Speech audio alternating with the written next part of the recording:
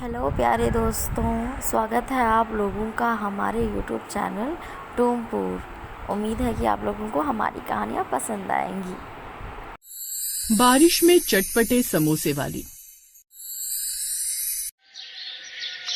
एक दुर्घटना में ममता के पति की आंखों की रोशनी चली गई, जिस वजह से ममता के ऊपर ही घर की सारी जिम्मेदारी आ गई। ममता का पति ठेले पर समोसे बेचता था। अब ममता ने इस काम को संभाल लिया, पर इतनी सारी जिम्मेदारियां, घर का काम, पति और बच्चों की जिम्मेदारी और ऊपर से बाहर का काम। अब वो हमेशा चिंता में रहने लगी। उसकी इसी चिंता का असर उसके बनाए समोसों पर भी पड़ने लगा था और उनका स्वाद बिगड़ता जा रहा था। अरे ममता, ये कैसे बेस्वादी समोसे बनाए हैं तुमने भाई? अरे बिल्कुल भी मजा नहीं आया। सच में बहन, पहले रामलाल समोसे बनाता था ना तो उंगलियां चाटते रह जाते थे। इतने चटपटे समोसे बनाता था वो। जब से रामलाल की जगह तुमने समोसे बेचने शुरू करे हैं, तब से समोसे में वो बात नहीं रही। इतने फीके समोसे मैंने कभी नहीं खाए। शाम को ममता उदासी भरे चेहरे से घर लौटी। रामलाल आंखों से भले ही नहीं देख पाता था, पर ममता की आवाज से वो पहचान जाता था कि वो कितने दुख में है। ममता, तेरी आवाज बता रही है कि आज भी काम कुछ ज्यादा नहीं हुआ। समोसे बिके नहीं क्या? कहाँ बिके? सिर्फ 10 समोसे ही बेच पाई। सब कह रहे थे कि मेरे समोसों में अब वो स्वाद ही नहीं रहा।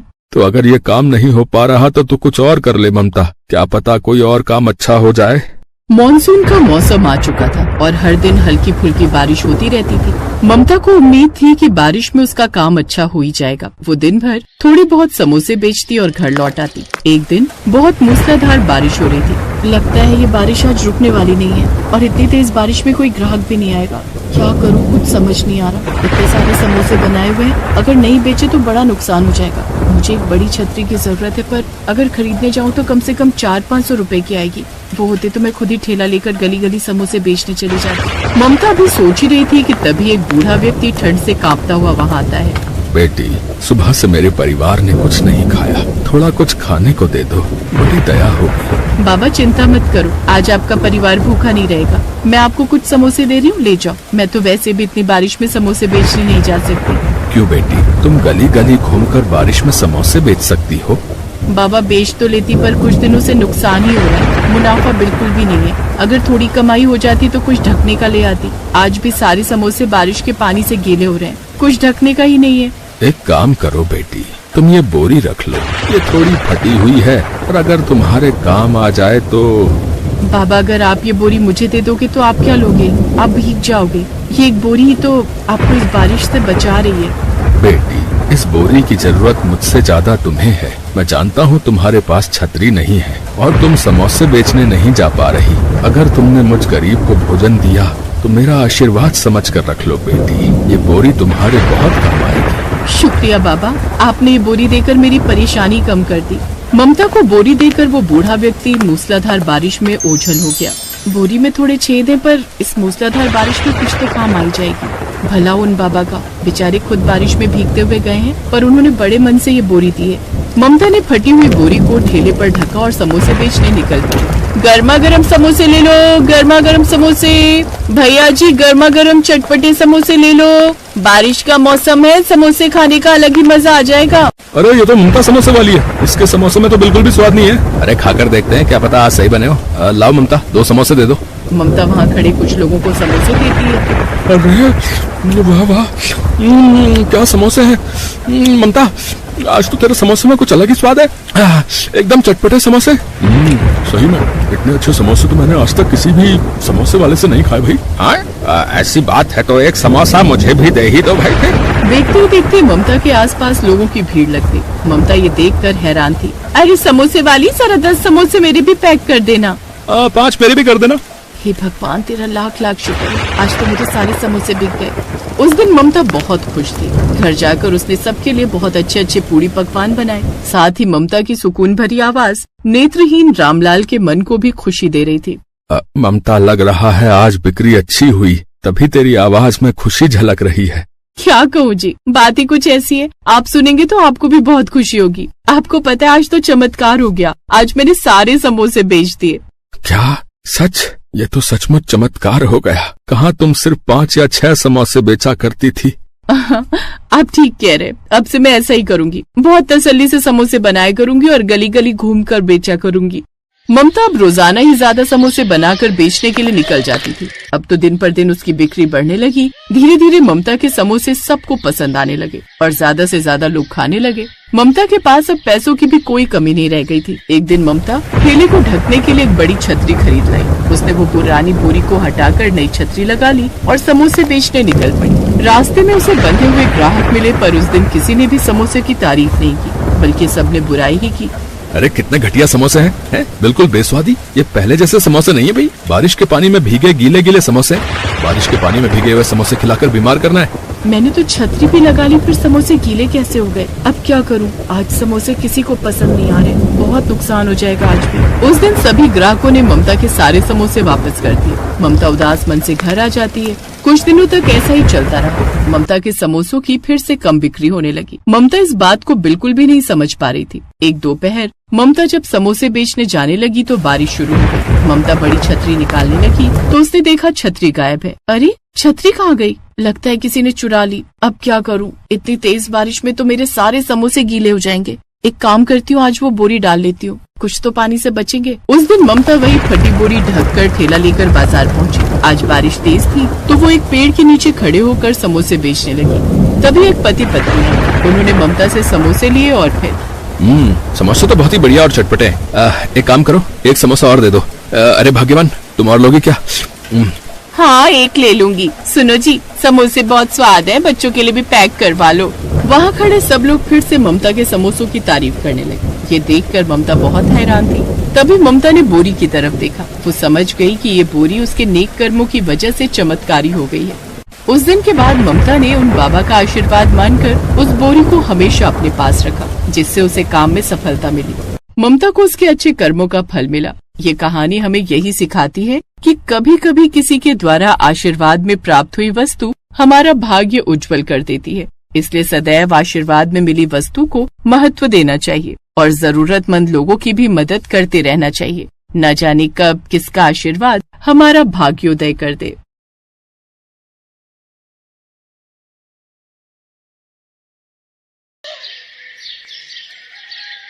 ये क्या माँ, तुमने तो कहा था कि आज तो मेरे लिए समोसे बनाओगी, लेकिन ये तो दलिया है। कहा तो था, पर बेटा आज नहीं बना पाई। बस थोड़े दिन ठहर जा, जैसे ही काम से एक दिन की भी छुट्टी मिलेगी मैं तेरे लिए बना दूंगी समोसे। ओफो माँ, ये क्या बात हुई? आज मेरा जन्मदिन है। मैंने सोचा था कि आज मजे से तुम्हारे हाथों के बने समोसे खाऊंगा, लेकिन मेरी तो किस्मत ही खराब है। अपने जन्मदिन पर भी मैं अपने मन की चीज नहीं खा सकता। ओहो, कितना गुस्सा करता है तू। अच्छा ठीक है। रुको रुको, आगे देखने के लिए हमारे चैनल को सब्सक्राइब करो और बेल आइकन को क्लिक करो। रुक अभी यहीं पर। अपने बेटे गोलू से इतना कहकर सुशीला अंदर कमरे में गई और फौरन ही एक 10 रुपए का नोट लेकर बाहर आ गई। उसने वो 10 रुपए का नोट गोलू को देते हुए कहा, अब ले, ये 10 रुपए ले जा और लालू चाचा की दुकान पर जाकर खा ले समोसे। नहीं माँ, मुझे तुम्हारे हाथों से बने समोसे खाने थे। लालू चाचा को समोसे बनाना आता ही कहाँ है? ना तो उनके आलू में वो स्वाद है और ना ही तुम्हारे समोसे जैसा करारापन होता है उनमें। तुम रहने ही दो, जब टाइम मिले तब बना देना मेरे लिए। और इतना कहकर गोलू घर से निकल गया। समोसे ना खा पाने की उदासी उसके चेहरे पर साफ दिखाई दे रही थी, जिसे देखकर सुशीला का मन भी उदास हो गया और वो मन ही मन सोचने लगी, हाय रे मेरी फूटी किस्मत, अपने बच्चे की इतनी सी ख्वाहिश भी पूरी नहीं कर सकी। अब नहीं, मैं गोलू को उसके जन्मदिन पर ऐसे उदास नहीं रहने दूंगी। मैं बनाऊंगी उसके लिए उसके मनपसंद समोसे। लेकिन काम पर भी तो जाना है। तो क्या हुआ, रोज तो टाइम से ही जाती हूँ, एक दिन थोड़ा देर से चलू जाऊंगी तो कौन सा आसमान टूट पड़ेगा। वैसे मालकिन बातें तो सुनाएंगी, लेकिन कोई बात नहीं, मैं सुन लूंगी। लेकिन अपने गोलू के चेहरे पर खुशी लाकर रहूंगी मैं। ऐसा सोचकर सुशीला फौरन समोसे बनाने में जुट गई। पहले वो बाजार जाकर समोसे बनाने का सामान लाई और फिर उसने फटाफट गर्मा गर्म समोसे बनाकर तैयार कर दिए।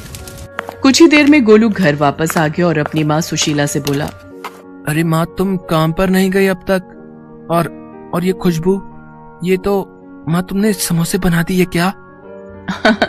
हाँ बना दिए, आजा खा ले जल्दी से। सुशीला की बात सुनते ही गोलू फटाक से हाथ मुंह धोकर समोसे खाने के लिए बैठ गया। लेकिन फिर जैसे ही उसने समोसे की प्लेट देखी तो सुशीला से बोला, माँ, तुम भी आ जाओ। नहीं बेटा, तू आराम से खा, मुझे जाना है, पहले ही काफी देर हो गई है। अच्छा तो रुको, मैं तुम्हारे लिए समोसे बांध देता हूँ, काम से वक्त निकाल कर खा लेना। इतना कहकर गोलू रसोई की तरफ बढ़ गया, लेकिन उसे रसोई में एक भी समोसा नहीं मिला। और ऐसा इसलिए था क्योंकि सुशीला ने बस 2 ही समोसे बनाए थे, वो भी सिर्फ गोलू के लिए। असल में सुशीला के पास इससे ज्यादा समोसे बनाने के लिए ना तो समय था और ना ही पैसे। और ये बात समझने में गोलू को जरा भी देर नहीं लगी। अच्छा, तो माँ ने अपने लिए समोसे नहीं रखे। अब कोई बात नहीं, बाहर प्लेट में 2 समोसे तो हैं ही, एक माँ को बांध देता हूँ और एक मैं खा लेता हूँ। ऐसा सोचकर गोलू रसोई से बाहर आया, लेकिन तब तक सुशीला काम के लिए जा चुकी थी। गोलू के लिए समोसे बनाने की हड़बड़ी में सुशीला ने खुद कुछ भी नहीं खाया था और वो भूखी प्यासी दौड़ती हुई काम पर पहुंची, जहां उसकी मालकिन नलिनी गुस्से से उबल रही थी। नमस्ते मेम साहब, माफ कीजिए, आज थोड़ी देर हो गई। वो आज मेरे बेटे का जन्मदिन है। सुबह सुबह समोसे खाने की जिद पकड़कर बैठ गया तो मैं बस। देख सुशीला, मैंने तुझे काम पर रखने से पहले ही बता दिया था कि मेरे साथ ये देर से आने की नौटंकी नहीं चलेगी। तुझे पता है ना कि साहब को सुबह सुबह ही काम पर जाना होता है। आज तेरी वजह से उन्हें सिर्फ दूध और फल खाकर ऑफिस जाना पड़ा। और बंटी, वो बेचारा भी बस फ्रूट्स लेकर ही गया है टिफिन में। बस आज के लिए माफ कर दीजिए मेम साहब, दोबारा आपको शिकायत का मौका नहीं मिलेगा। हाँ, दोबारा ऐसा नहीं होगा, क्योंकि मैं तुझे दोबारा ऐसी गलती करने का मौका ही नहीं दूंगी। मैंने अपनी फ्रेंड को बोलकर नई मेड का इंतजाम कर लिया है, वो अभी थोड़ी देर में आती ही होगी। एक बार उससे बात फाइनल हो जाए फिर तुझे काम पर आने की कोई जरूरत नहीं है। नहीं मेम साहब, ऐसा मत कीजिए, मेरी हालत तो आप जानती ही हैं। मेरे पति नहीं है, बस एक यही काम है जिसके सहारे मैं अपने बच्चे को पाल रही हूँ। अगर ये काम भी छूट गया तो बड़ी मुसीबत हो जाएगी मेम साहब। रहने दे, तुम छोटे लोगों के ये सारे हथकंडे ना मैं अच्छे से जानती हूँ। वैसे तो बड़ा गरीब होने का नाटक करती है, लेकिन अपने बेटे की इच्छाएं पूरी करने के लिए खूब पैसे हैं तेरे पास। सुबह सुबह समोसे तल कर आ रही है और कहती है कि गरीब है। चल अब यहाँ खड़ी होकर और मेरा टाइम वेस्ट मत कर, जाकर काम निपटा। मैं उस नई मेड से बात करके बताती हूँ कि तुझे कब तक काम पर आना है। सुशीला नलिनी के सामने गिड़गिड़ाती रही, लेकिन नलिनी को उस पर तरस नहीं आया। वो हमेशा ही ऐसा करती थी और इसीलिए उसके यहाँ कोई काम वाली ज्यादा दिन टिक नहीं पाती थी। काम निपटाकर सुशीला घर वापस आ गई, जहाँ गोलू उसका बेसब्री से इंतजार कर रहा था। माँ, तुम आ गई? तुमने कुछ खाया तो नहीं होगा ना? आ जाओ, मैंने तुम्हारे लिए एक समोसा बचा कर रखा है। गोलू की बात सुनकर सुशीला की आंखों में आंसू आ गए।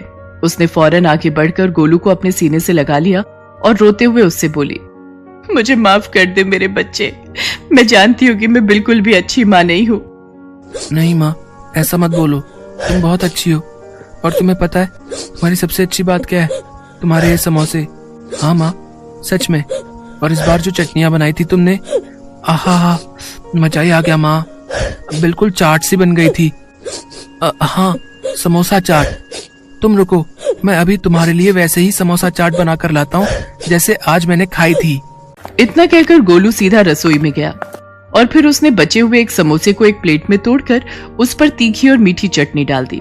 फिर उस पर थोड़े से चने भी डाल दिए और फिर उसे लेकर सुशीला के पास गया। लो माँ, खाकर देखो इसे। अरे ये क्या हाल कर दिया तूने समोसे का? और ये चने कहाँ से लाया? पड़ोस वाली शांति चाची दे गई थी। उनके पास हमारी एक कटोरी थी ना, उसी में ये चने रखकर लाई थी। माँ, अब तुम ये सब बातें छोड़ो और ये समोसा चाट खाकर देखो। सुशीला गोलू की तरफ देखकर मुस्कुराई और फिर उसने समोसा चाट में से एक चम्मच चाट लेकर चखी और फिर गोलू से बोली, अरे वाह गोलू, तूने तो सचमुच में ही कमाल कर दिया। ये तो बहुत बढ़िया है, ले तू भी खा। सुशीला गोलू को खुश देखकर बहुत खुश थी। नलिनी के घर जो कुछ भी हुआ था वो उस बारे में भूल ही गई थी, लेकिन फिर माँ, इस बार जब तुम्हें काम के पैसे मिलेंगे तब ढेर सारे समोसे और ऐसी ही ढेर सारी चटनी बनाना और चने भी बना लेना। फिर मैं अपने सारे दोस्तों को ऐसी ही समोसा चाट खुद बनाकर खिलाऊंगा। गोलू की बात सुनकर सुशीला जैसे होश में आ गई और उसकी आंखों से आंसू बहने लगे। अरे माँ, तुम रो क्यों रही हो? क्या हुआ? गोलू, इस बार जो पैसे मिलेंगे काम से, शायद उन्हीं में काफी समय काटना होगा। आज काम पर देर से पहुंची थी ना, तो मालकिन बहुत ज्यादा गुस्सा हो गई। शायद वो मुझे काम से निकालने वाली हैं। क्या? बस एक दिन देर हो गई तो इतना गुस्सा? कोई बात नहीं माँ, तुम चिंता मत करो। और वो खड़ूस आंटी तुम्हें काम से निकाले उससे पहले तुम ही उसके यहाँ से काम छोड़ दो। हैं? ये तो क्या बोल रहा है गोलू? जब तक कोई और जगह काम नहीं मिलता कम से कम तब तक तो। नहीं माँ, अब तुम्हें किसी के घर जाकर काम करने की जरूरत नहीं है। मैंने सोच लिया है कि अब क्या करना है।